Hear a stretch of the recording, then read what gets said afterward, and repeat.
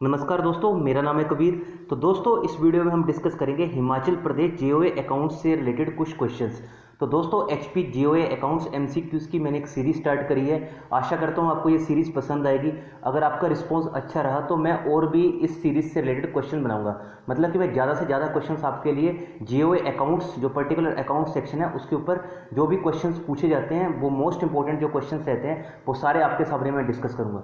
तो दोस्तों, चैनल पे पहली बार आए हैं तो चैनल को सब्सक्राइब कर लेना।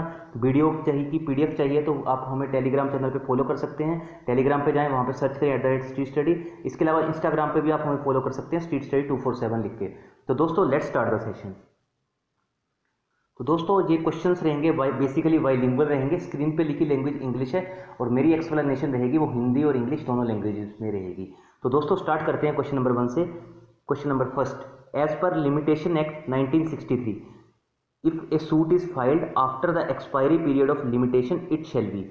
तो पहले तो सबसे पहले आपको पता होना चाहिए कि जो लिमिटेशन एक्ट है वो कौन से वर्ष में लाया गया था। तो दोस्तों, कभी कभी ऐसा भी क्वेश्चन पूछा जाता है, अगर नॉर्मल अगर सिंपल पेपर रहेगा आपका, तो लिमिटेशन एक्ट कौन से वर्ष पास हुआ था। तो लिमिटेशन एक्ट कब आया था मार्केट में? 1963 में। तो आपको ये बताना था, कोई सूट फाइल होता है after the expiry period of limitation.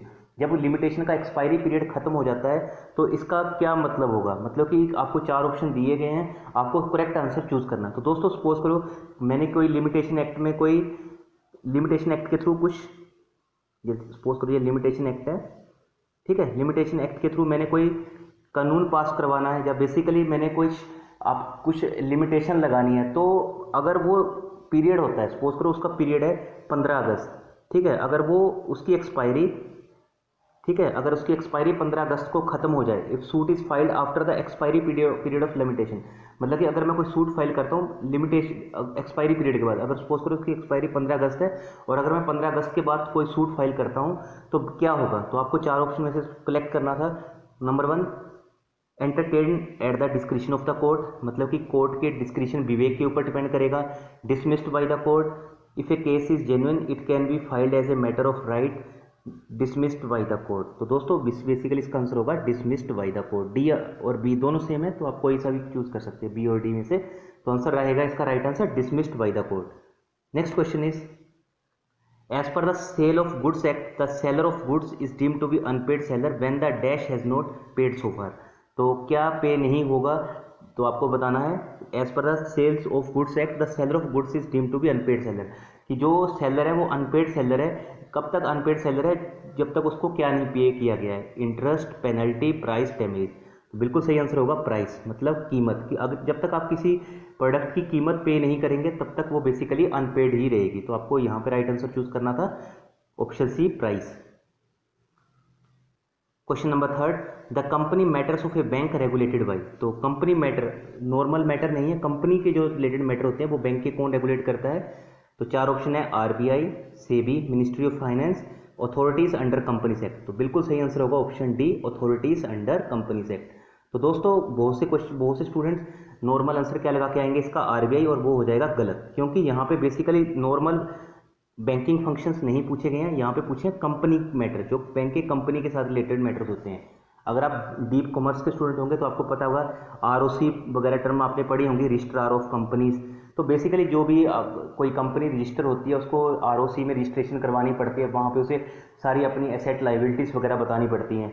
तो बेसिकली आपको यही चीज़ ध्यान रखनी है कि अगर कंपनी मैटर्स पूछा जाए बैंक के कौन रेगुलेट करता है, तो आपको आंसर याद रखना है अथॉरिटीज़ जो अंडर कंपनी सेक्ट हैं, ठीक है। क्वेश्चन नंबर 4 की ओर मूव करते हैं।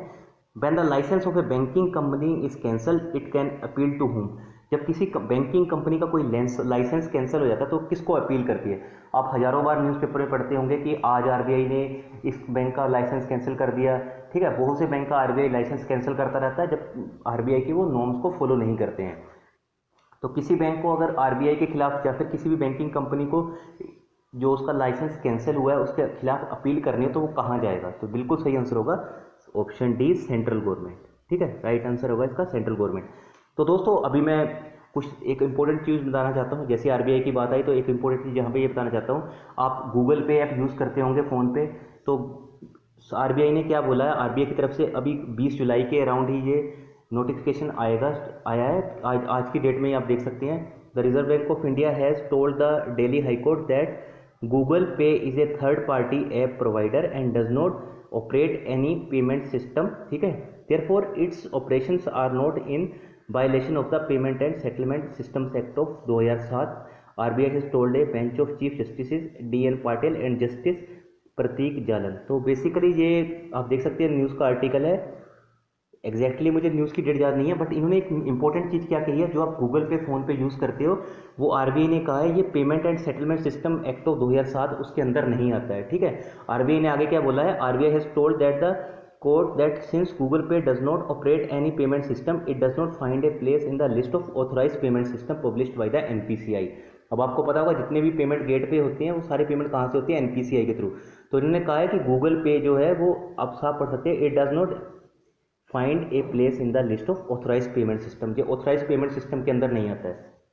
तो बहुत से मेरे फ्रेंड्स भी बैंक वगैरह में हैं तो वो बोलते हैं कि गूगल पे से कभी कभी ट्रांजैक्शन डिक्लाइन हो जाती है, जब फिर गूगल पे से कभी कभी पेमेंट आता नहीं है तो हम ट्रैक नहीं कर पाते हैं। तो बेसिक रीज़न इसका यही है कि एनपीसीआई के अंदर नहीं आता है ये पेमेंट गेटवे। आपको ध्यान रखना है, ये इंपॉर्टेंट चीज़ है दोस्तों। जब भी आप गूगल पे से पेमेंट करें तो आप ये चीज़ का ध्यान रखें कि ये एनपीसीआई के अंडर नहीं आता है। इवन मैं आप खुद का एग्जांपल देना चाहता हूँ आपको। मैं भी वेडनेसडे के दिन एक बैंक में गया तो मैंने खुद देखा कि कुछ कस्टमर वहाँ पे ये प्रॉब्लम फेस कर रहे थे वहाँ पे बैंक में कि उनका पेमेंट हो नहीं रहा था गूगल पे के थ्रू।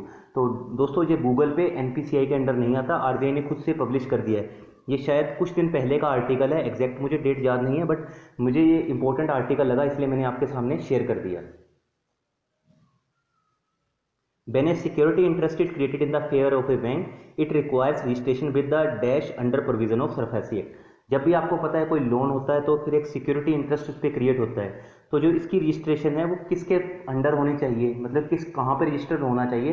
तब जब भी आप सरफासी का केस उस पर्टिकुलर कंपनी या बोरोर के खिलाफ करो तब वो कहाँ पे रजिस्टर होना चाहिए। बेसिकली सरफासी का कब लेके आते हो, जब बेसिकली क्या होता है जब आप अकाउंट एनपी हो जाता है, अकाउंट एनपी होने के बाद जब आप उसके ऊपर उस प्रॉपर्टी के ऊपर कब्जा करना, बैंक कब्जा करने जाता है तो बेसिकली वो सरफासी एक्ट के अंदर ही होता है। सरफासी क्या है, securitisation and reconstruction of financial assets and enforcement of security interest.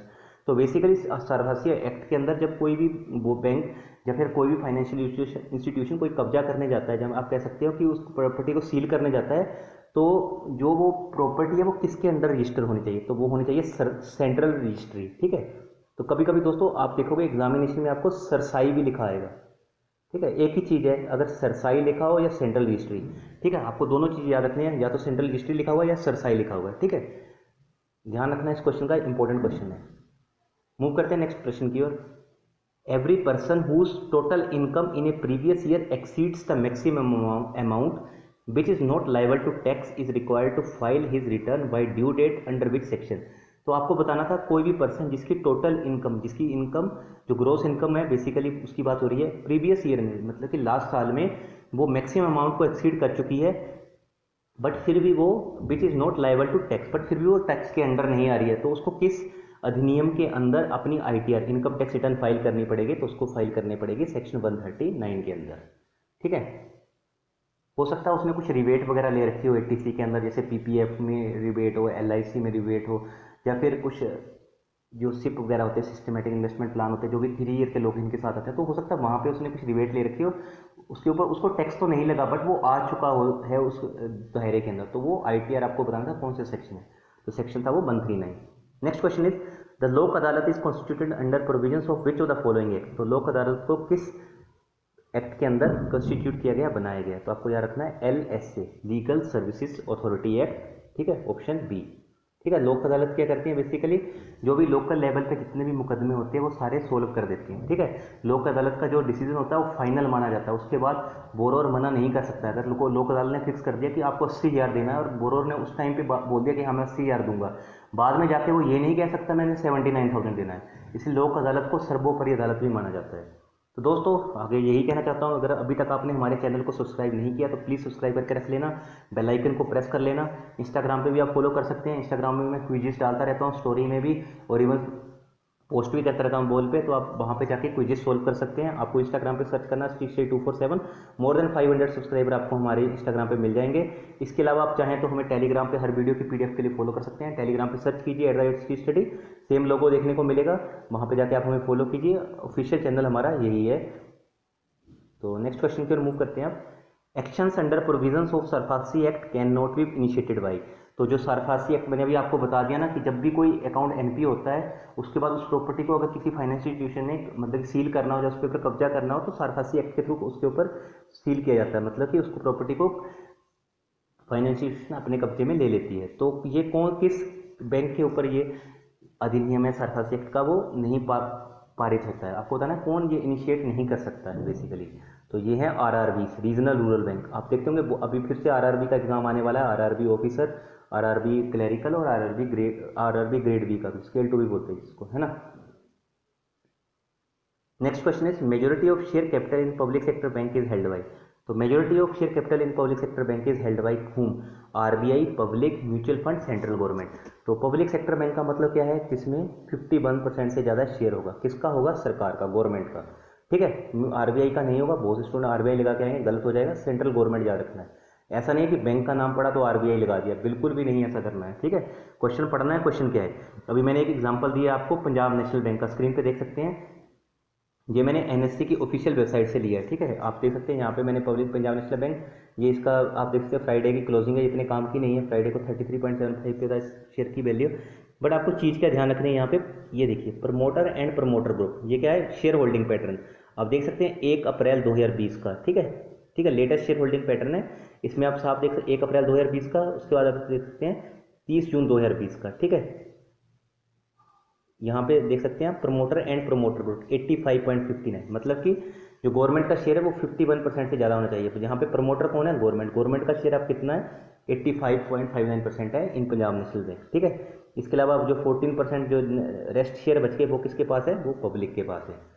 ठीक है, next question is a person to be treated as resident should be residing in India for how many days during the preceding financial year in addition to the fulfilment of other conditions. ठीक है, एक person को माना जाएगा कि वो resident of India है, पर उसको कितने दिनों तक भारत में रहना चाहिए पिछले साल में। ठीक है, लास्ट फाइनेंशियल ईयर में। इसके अलावा भी वो बहुत सी टर्म्स एंड कंडीशन होती है, वो भी फॉलो होनी चाहिए। तो जो बेसिकली डेज का क्राइटेरिया है वो है more than 182 days. Important question है ये भी। ठीक है दोस्तों, मैंने ये आपके सामने 10 मोस्ट इंपॉर्टेंट क्वेश्चन जो अकाउंट सेक्शन से रिलेटेड थे आपने देखा होगा। सारे क्वेश्चन जो ऐसे क्वेश्चन से आपको एग्जामिनेशन में देखने को मिलते हैं। तो प्लीज़ लाइक कर देना, वीडियो में कमेंट करके जरूर बताना वीडियो कैसी लगी। अगर अच्छी लगी है तो मैं और एफर्ट्स लगाऊंगा इसके ऊपर, आपको अच्छे से अच्छे क्वेश्चन प्रोवाइड करूं, ताकि आप एग्जामिनेशन में कोई भी ऐसा क्वेश्चन देखें तो आपको बिल्कुल ऐसा ना लगे कि ये डिफरेंट कोई क्वेश्चन है। So thank you very much दोस्तों। जय हिंद, जय भारत, जय हिमाचल, वंदे मातरम।